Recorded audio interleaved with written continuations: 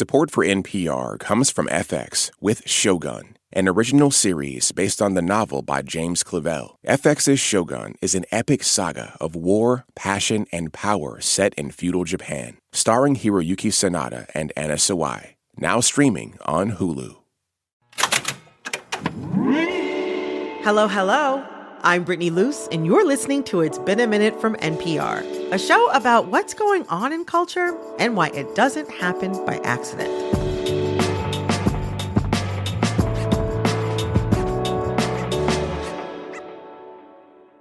Da'Vine Joy Randolph just keeps winning at the BAFTAs. And the BAFTA goes to Da'Vine Joy Randolph, the Holdovers. The Golden Globes. I would like to thank the Hollywood Foreign Press for this award. The Critics' Choice Awards. And I want to have a moment to thank the incredible women in my life who have made me the artist I am today. And now she's up for an Oscar for Best Supporting Actress. And it's not hype, because her latest performance really is that spectacular. In The Holdovers, she plays Mary Lamb, the head cook at a boys' boarding school in 1970s Massachusetts. Oh, the Osgood kid? Yeah, he was a real rich and popular combination around here. Mary is no nonsense, but loving and grieving a son who's been killed in the Vietnam War. It's a moving and subtle portrayal of grief. And for Da'Vine, she says it's her new standard for herself and all future collaborators. Everyone, please come at Da'Vine at this level. I've been waiting for this level of quality. We hit it. I don't want anything below it. She's absolutely set a new gold standard for me when it comes to character depth. And her process for creating these roles is awe-inspiring. I sat down with Da'Vine to chat about how she conveys a character's spirit and the personal stories she drew from to build this particular Oscar-worthy performance, all while battling Hollywood's ideas about who a curvy Black woman like herself could portray. Da'Vine Joy Randolph, welcome to It's Been a Minute. Thank you for having me. Okay, so we're here to talk about you, but specifically also your role in The Holdovers. And your character, Mary, she makes the film.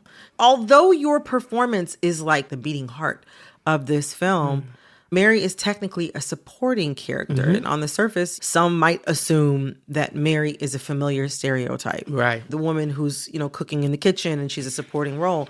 But you saw her as so much more.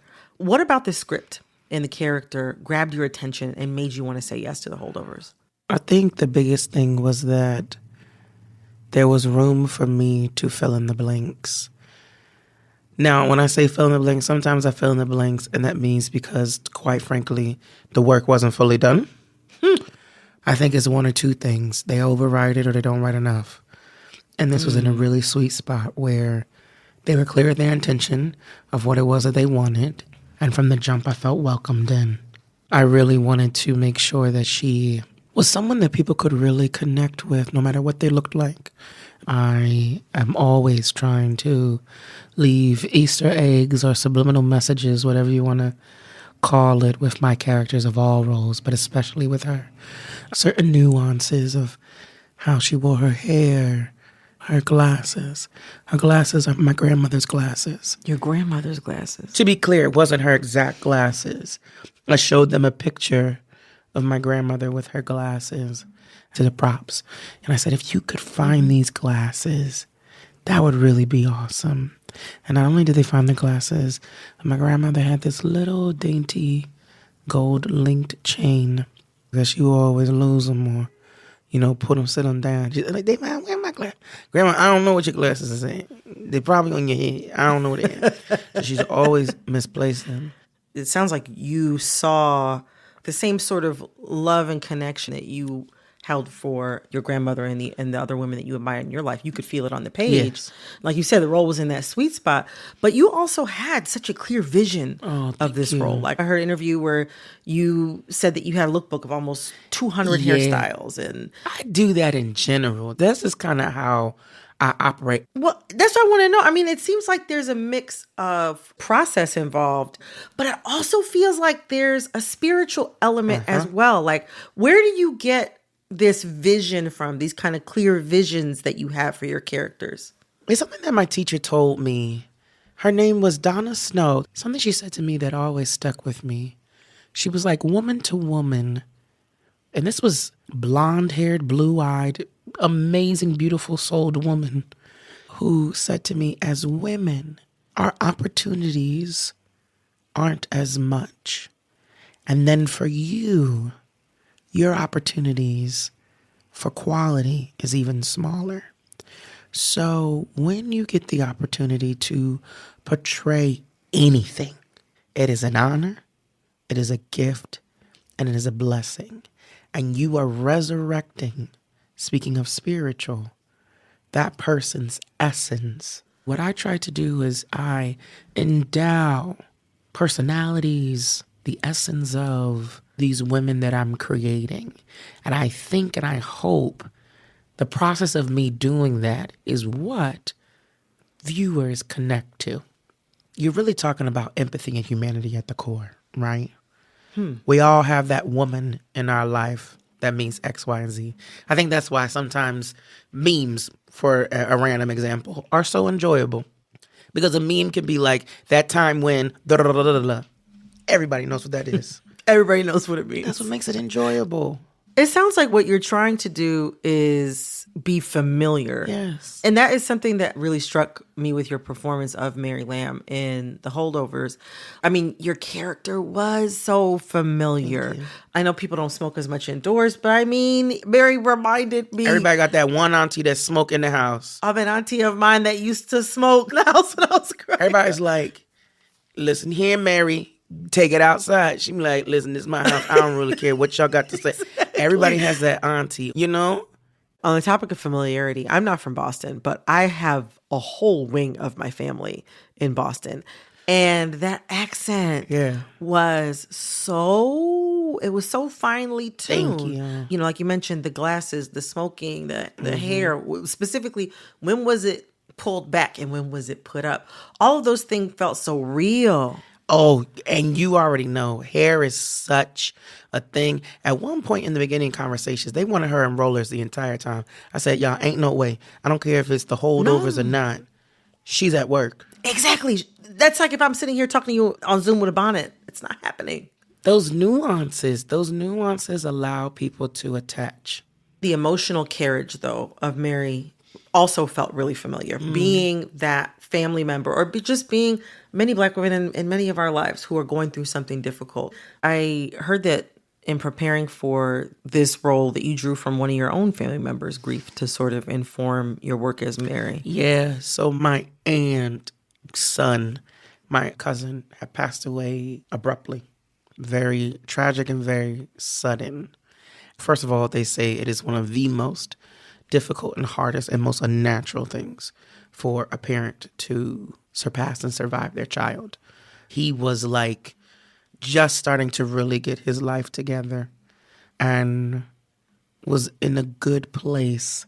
And I'm sure she felt as if the moment that he was on his right path, she felt as though he was taken away. And maybe no more than 6 months later, she had cancer. I was in my teens. I knew that she was slowly dying of a broken heart. And no one said anything. You know, we were just kind of focused on like, you know, go to your appointments and da-da-da-da-da. And I remember then understanding the force that grief can be. And at that time, she was in transition of being like the matriarch of our family now. Because my grandma had passed. So she was now, you know, coming to the shoes of that. She was the matriarch. There's a pressure that comes with that. Yeah. I've been told, this is a little personal, but I've been told by my relatives, in particular my cousin, who was the daughter of the aunt that passed. Your aunt. She said this to me maybe 2-3 years ago. She said, Davon, do you know that the family has been grooming you silently to be the matriarch of our family? Ooh. I said, what? Ooh. I'm still dumbfounded. You didn't even detect it. I said, but wouldn't it be you? She was like, no, I think I'm a nurturer, I'm a provider, a caregiver. But the matriarch, they've been quietly grooming you for that. And I had no clue. I wonder, like, the way that you played Mary, then the way that you inhabited this role, and as you said, called upon these women in your bloodline, like in your family line. Almost, it seems like there was some working out in there, almost like maybe you were playing a version of you as well. Every role is. I'm very strategic about the roles that I pick. I don't pick stuff just to be picking it. Every role has to matter, especially with what I shared with you of like, whose story are you going to bring from the grave and tell, right? And so, yes, every single role I have done, there is a connection that I have to them. Coming up, why Dayvine envisions all her characters as exceptional. Stick around. The following message comes from NPR sponsor Saatva. Founder and CEO Ron Rudson is proud that each Saatva mattress is made to order. Your mattress has a birth date after you order it. Nothing sits in muggy warehouses. Nothing sits in muggy basements of stores. When you order it, you're getting your product made fresh for you, and people love that. To learn more, go to saatva.com/NPR. This message comes from NPR sponsor REI Co-op. REI has gear, clothing, classes, and advice for camping and glamping, biking and hiking, axing and snacksing. Visit your local REI Co-op or rei.com for the 1,000,001 ways to opt outside. This message comes from NPR sponsor Discover. Like using debit over credit? Think it's time to also get rewarded? Well, now you can with Discover Cashback Debit. It's a checking account that rewards everyone with cash back on everyday purchases, plus all the things you've been contemplating. So that concert, no-brainer. Self-care? Yes, please. Do what you love and get cash back while you're doing it. Check out eligibility and terms at discover.com/cashbackdebit. Discover Bank, member FDIC. This message comes from NPR sponsor Stamps.com. Every year, one thing is always predictable. Postage costs go up. Stamps.com gives you discounts of up to 89% off USPS and UPS services. Stamps.com has been indispensable for over 1 million businesses just like yours. It's like your own personal post office. No lines, no traffic, no waiting, no long-term commitments or contracts. Sign up with promo code PROGRAM for a 4-week trial, plus free postage and a free digital scale. I want to touch on something I had read. You said when you were auditioning for the graduate school at the Yale School of Drama, you told them, I want to be able to play Juliet from Romeo and Juliet, despite what I look like, and you believe me. Yeah, I said that to every school. Every single one of them had a remark of, no, or come on, that's not possible. Yale was the only school. Wait, they would remark that to you in the room?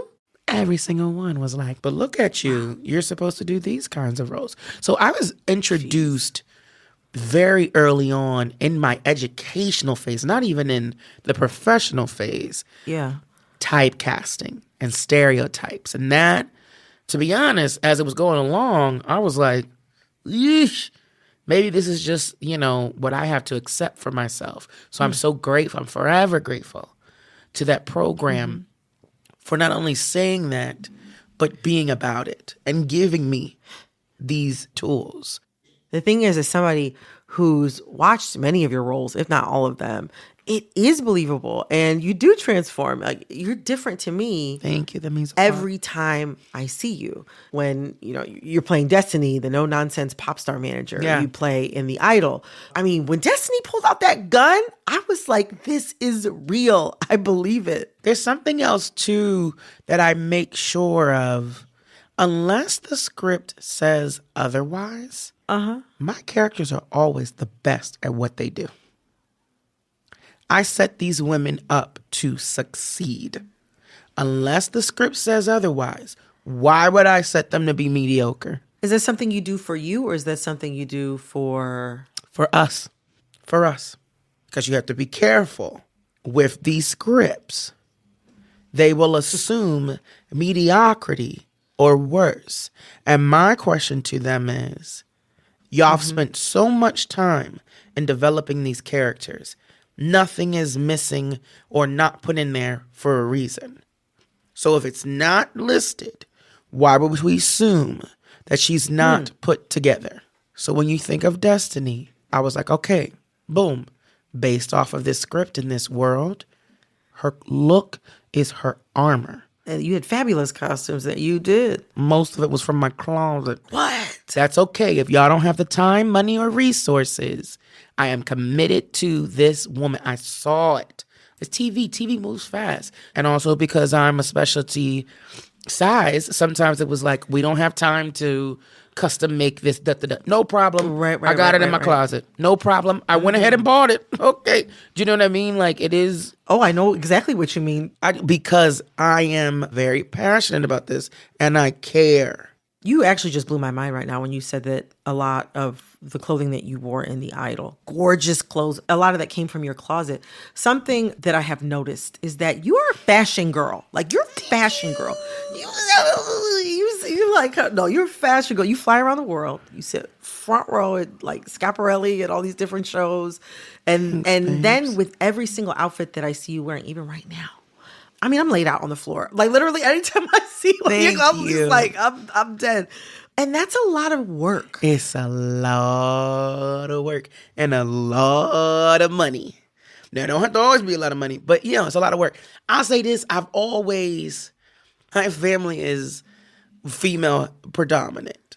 We like clothes and we like I grew up on Saturdays after we cleaned the house. We're hitting malls. We used to go Sunday after church, malls. What people did on Black Friday is a regular weekend in the Randolph household. Are you kidding? My mom and my aunt would know when the new inventory was coming in. They would know the names of the manager. Yes. My mom taught me how to hide clothes. Yes, so that you could come back later. Because of some higher end places didn't always have layaway. So she was like, go hide it. We're going to come back in 2 weeks. If God meant it for you, it's going to be there in 2 weeks. Baby, that Friday would come around and she get paid. I'd be like, let's go to the mall. I'd be praying in the car.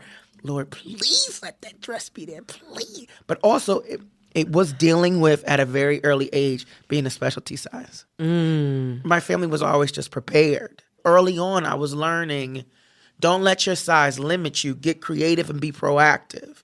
You had this great quote that I had read about being a curvy Black woman playing a character who is of service to other people, and that you don't have a problem with that. Because as you mentioned, the role was so well written, but also because in some ways, that's how you live your life. Even just talking about how you think about your role as an actor, to be in service of the written character and bringing them to life. But you said that the problem with that is that people don't care to ask more about you, like you as a person. What do you want people to know about you that they haven't yet asked? I guess that I really care.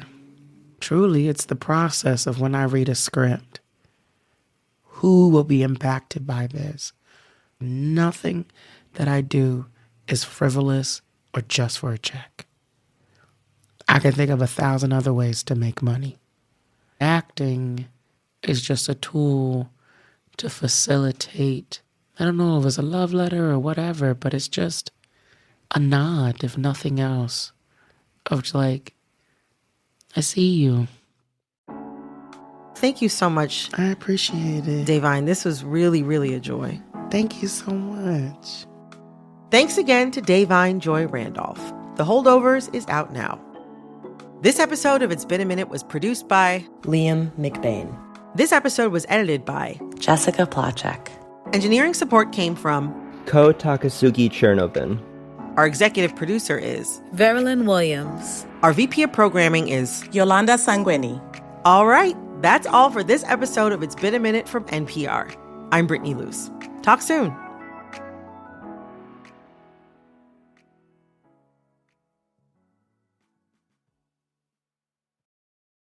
Life doesn't come with an instruction manual, but the Life Kit podcast gets you pretty close. Whether we're helping you tackle life-altering questions or just your everyday pickles, we've got deeply human solutions to your deeply human problems.